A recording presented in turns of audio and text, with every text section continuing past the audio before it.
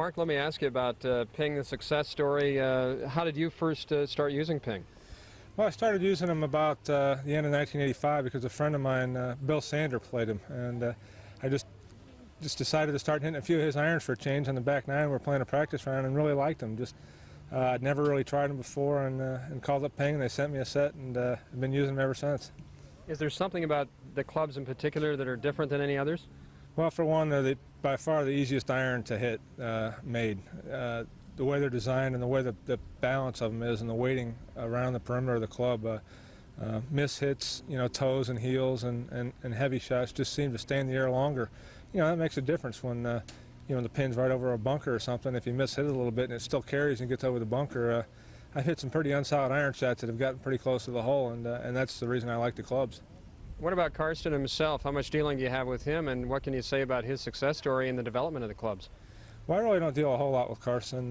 He's the genius of the place, and he's getting up there, 76 years old, and he's still as sharp as his brain really is working all the time, and he's a very, very intelligent man, and he's built the greatest golf club I've ever seen. So I got to give him all the credit. When you're on the tour and having the success you are, do you get a lot of people asking about the clubs and what they're like? What kind of questions do you get from the gallery?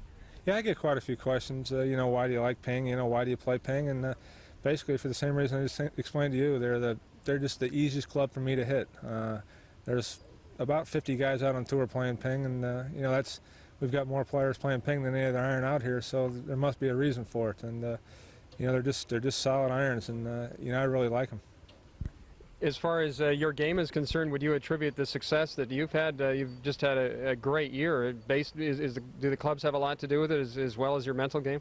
Well, they obviously help because, well, it's hard to say, because I'm playing Ping. If I was playing something else, who knows? I may be better than I am now, or I might be worse. So that's kind of a tough question to answer, but I've had a lot of success using them, and that's why I still intend on using them as long as I can. I enjoy hitting them, and there's no reason to change. Why change something that's going good? So I'm gonna stick with them as long as I can. A lot more people use the putter than use the full set of clubs.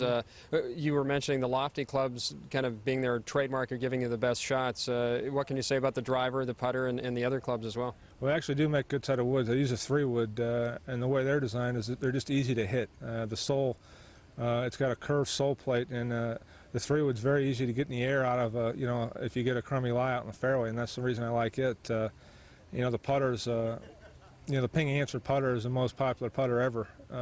Seems like every time I play in a Pro-Am, somebody's got one. They go back to about 25 years, I guess, is when they were first made, and I've got 4 Ping Answers that I carry with me, and that's the putter I use. And there's quite a few guys out on tour that use Ping Answers, and a lot of amateurs that use them, and he's designed like 55 putters too, I think. So there's a big variety to choose from also in the putter range. What do you like about the Answer? Why is it the Answer? That's a good question. It just sets up square. I like the little offset, the little kink in the neck, and it's just got a good square blade and a solid hit.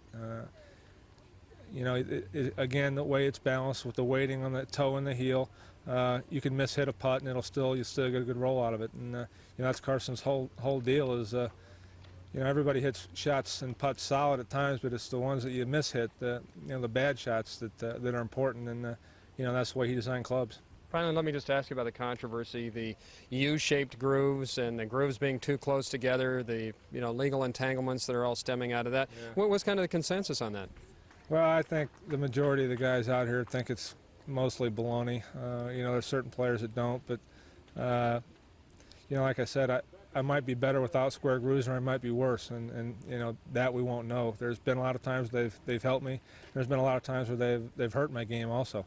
So there's not that many guys in the top 30 on the money list that play square grooves. I think there's like 3 of us. So if they were so great, why isn't everybody in the top 30 playing square grooves? There are disadvantages to them, so we'll just have to wait and see for next year or the year after that, and see what happens. Maybe I'll be even a better player without them. What really do they do? How do the U grooves give you a better game than the V groove?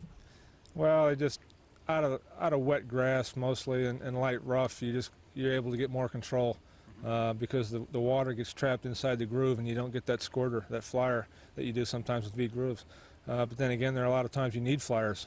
You know, if you're in the rough and you're behind some trees, and you know, with square grooves, you know, you have to go over the trees. You can't get a flyer over the trees and still get to the greens. So there's just a whole bunch of different ways where there's, you know, there are disadvantages to them. But again, there are times when you're coming out of light rough. You know, if the pin's right over a bunker, you can stop it faster. And you know, there's a whole bunch of different shots. But you know, again, it's just it's a situation where who's to say if they're better or not. Is it jealousy or envy, or I mean, the guy's a great genius and inventor. Is it just kind of like we've got to stop this guy from coming up with new ideas? I thought metal woods would have been more of a revolution than square grooves. Yeah, really, that's true.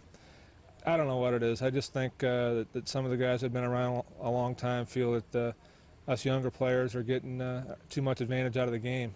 But the fact is, the balls are better, the courses are in better shape. We got metal woods now. You know, we got titanium shafts, we got graphite shafts.